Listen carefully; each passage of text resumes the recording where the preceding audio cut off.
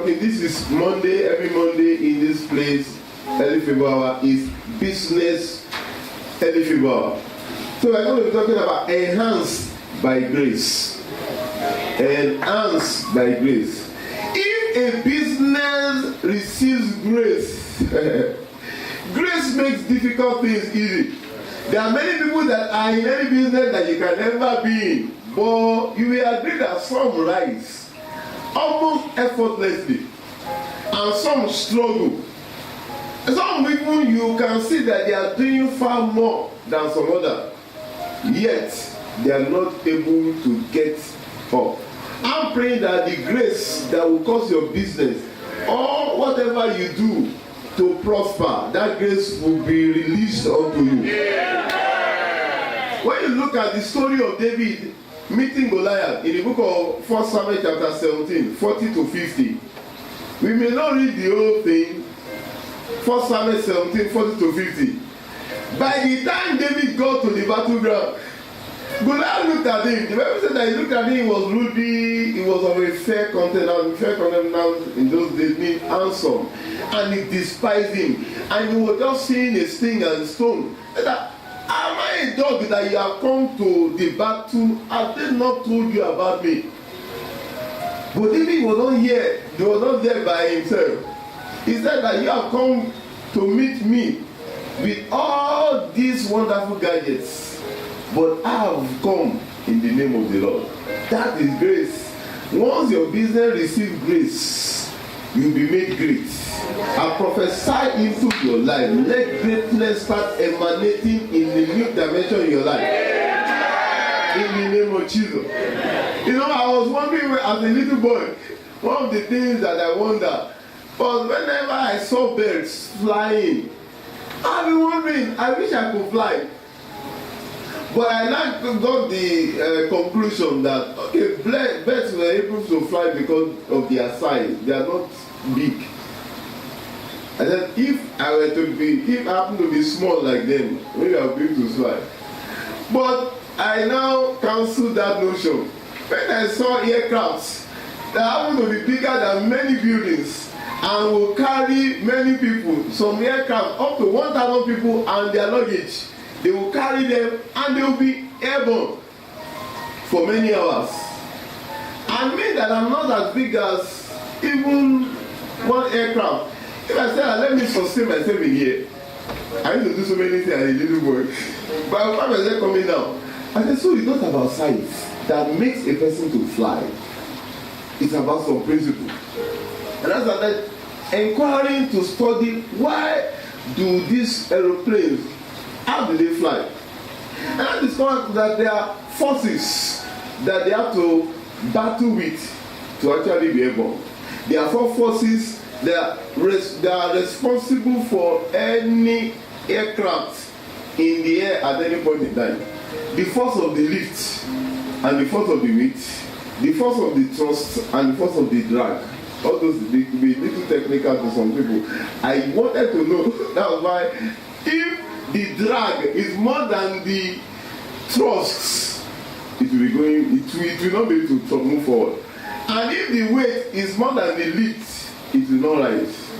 And before the aircraft must leave the ground, it goes through a tug of war. That's why you see that they are on the wrong way. They are trying to actually get to a particular point that they will ride. And also discover that winds happen to be responsible for aircraft in the air. But I discovered that it's the same wind that is blowing in the airport that will carry some aircraft up. It's still the same wind that will be blowing that some will still be on the ground. And I said that it's wind, but it's not like it's wind like that. Or else, if it is wind, that means that any wind that blows, every aircraft that they are on the ground, it will just go. The aircraft must fulfill some conditions. It's not about the size. Somebody last week, was it not last week or 2 weeks ago, or less than 2 weeks ago, I went somewhere, and when I came back, somebody was waiting for me. Actually, the person had been told to come and see us by a member, the person's boss I think she was going through so many things, disappointment in her relationship and career. I said, can you really like to come and see my pastor? Because the disappointment was on and on and on, and she offered to come. And that one had already told me that, please, sir, do you mind somebody? I said, no problem now. Once I'm around, I'm available. And she said the person will come that day. I don't forget about it. So when I got to the church, I saw somebody sitting by the stair side, and I just on impulse asked. Sometimes I don't ask, I just greet and pass, because anybody could just come to church to pray or to do something. I said, is there any problem? Are you waiting for somebody? And she said, yes, I'm waiting for the pastor of this church. And I said, okay, is that from where? She said that my boss actually sent me, and I've been waiting for a while now. He has not come. I said, okay. Are you from Mrs. So? And I saw the look on her face, surprised. Are you Pastor Toast? I said, I think so. He now did like this. Morning, sir. I said, morning. I said, from the look on your face, say the truth. Who are you expecting to see? He now smiled. He now did like this. You are expecting to see an elderly person, big person, fat person, maybe a little pot belly. And that's fine. That's when I'll let go to the office. But in life, it's not about size. The bed may be small, but it will be able to fly. There are some principles that must be achieved. I will give you some few principles. I thank God that God has helped me to operate on a little level of grace, and I'm still hoping to go higher in grace. But there are some little things that you need to know to operate in grace in any area that you are functioning. Number one, give thanks. Giving thanks makes whatever is not enough to become more than enough. Jesus Christ was met with the challenge of feeding 5,000 plus, and he had little resources at his disposal. What did he do in the book of Matthew chapter 15, I think 36 and 37? Matthew 15, 36 and 37. The Bible said that he collected the bread and the fish, and he did what? He gave thanks unto God, and that which was not enough. And he took the 7 loaves and the fishes and did what? Gave thanks and broke them and gave to his disciples, and the disciples to the multitude. And they did all eat and were filled, and they took up of the broken meat that was left. How many baskets? 7 baskets full. At another time, this was a particular, at another time it was about 12 baskets. Learn to give thanks. Pastor, my business is not doing well. Give thanks for the little that is doing well.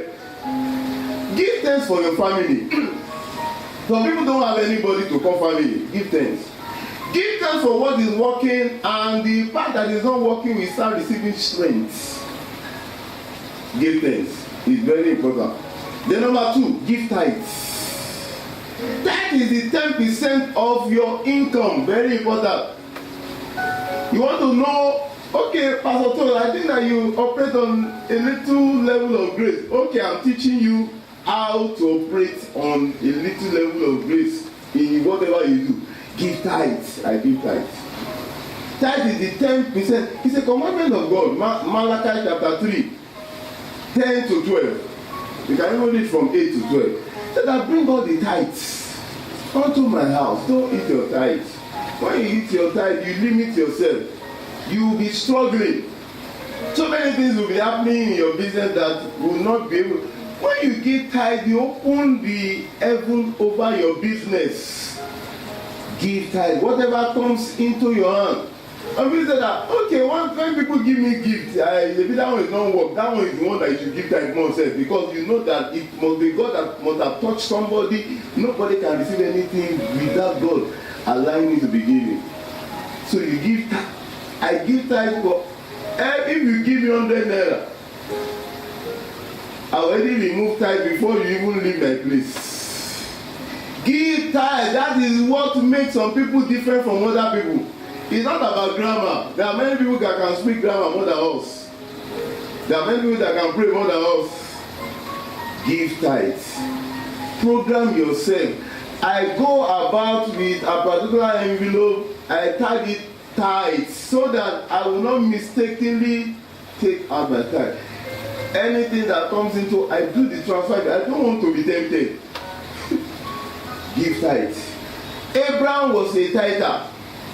When you read the scripture in the book of Genesis 14, when you read it, the Bible said that he gave tithe of all. And he became very great in the book of Genesis 18:18. Genesis 18:18. The Bible said that, and God has made him great. Jacob was a tither too, and he became exceedingly great. Tithes. And God will help us in the name of Jesus. Then give time for prayers. That is something that I'm telling you to give now. It's about giving. What was the first thing I said? Give thanks. The second thing, give tithes. The third one, give time for prayer. It is very important. If you want the miraculous in your business, you have to take time to pray. In the book of Joshua chapter 10, 12 to 14, Joshua 10, 12 to 14, the sun had been made by God to go down and come up at a particular time. But the Bible said that he talked to God about it and he changed the course. Then spake Joshua to the Lord in the day when the Lord delivered up Amorites before the children of Israel. And he said in the sight of Israel, Sun, stand thou still upon Gibeon, and thou moon in the valley of what? Ajalon. 13. And the sun stood still, and the moon stayed until the people had avenged themselves upon their enemy. Is not this written in the book of Joshua? So the sun stood still in the midst of heaven and hasted not to go down. About a whole day. There had never been a day like that. But when you read verse 12, the Bible said that in the day that Joshua spoke to the Lord, people always neglect that. To say, Joshua said, sun stand still. The sun did not stand still. He had already spoken to God. The day that he prayed, that's what they are trying to say. When you pray, you can change the course of life concerning your own life or business. Prayer is very important because we wrestle against flesh. We wrestle not against flesh and blood. There are powers that are contending in any business that you are operating. There are many people that are using voodoo and other things where you are operating in your office, regardless of how fine they are dressing.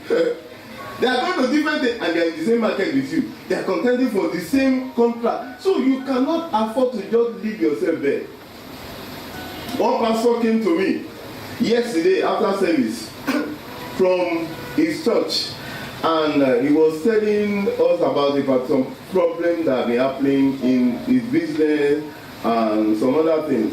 He even said that his family, the wife and children, they had left the house for a while. I said, what happened?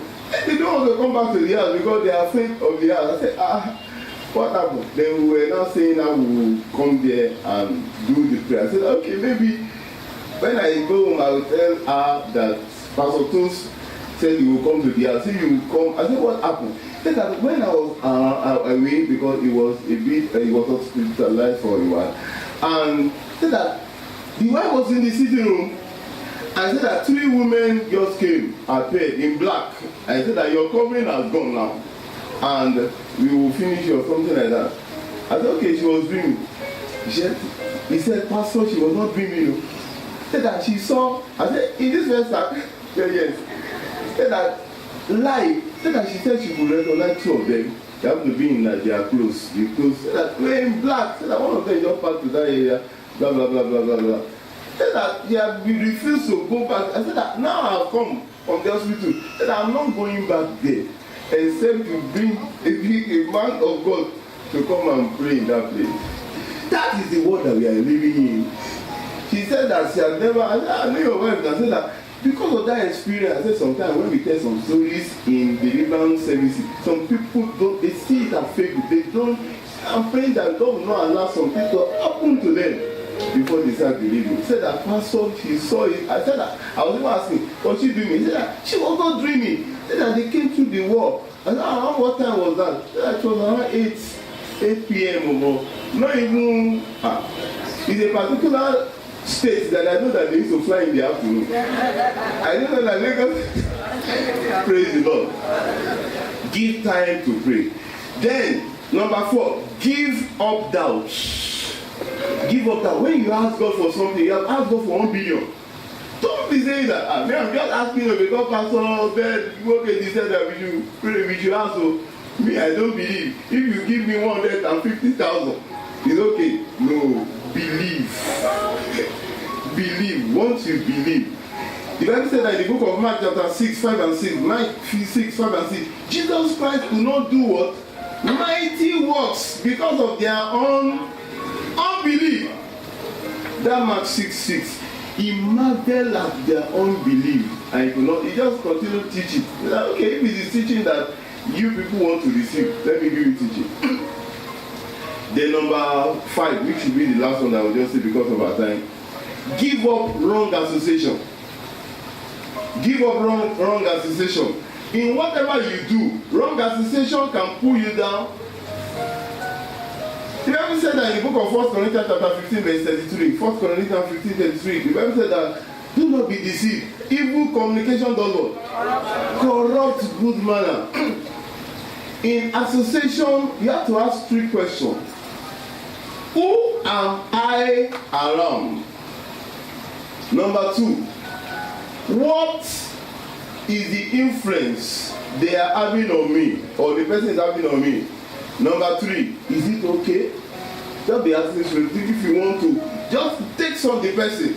Who am I always around? How is he or she affecting or influencing me? Number 3, is it okay? If you can answer that, then you can now start striking some people off. However, there are some that you will dissociate from. That means that cut off from them. There are some that we call limited association. You may not really fully cut off from them, but you will reduce the way you mingle with them because you still need them. This limited association. And there are some enhanced association because they are profiting you. Anytime you are in their presence, you must always take something. You will always try to be in the presence of those people because God has designed those people for you. Shall we rise to our feet and pray and say, Father, help me to do the things that I need to do. For the grace to rise, to be on the increase in my life. For your grace to be on the increase in my life. Help me. Thank you, Father. In Jesus' mighty name we are praying. Father, we all need greater grace than the one that we are experiencing. Just like you said in the book of Zechariah chapter 4, verse 7. Who art thou, O mountain, before Zerubbabel? And at the end of that verse, you said, grace. You shall be shouting grace, grace. Father, let grace be bestowed upon every one of us in the name of Jesus. We that are here and those that are connected to us online, fresh grace to receive. In Jesus' mighty name we have prayed.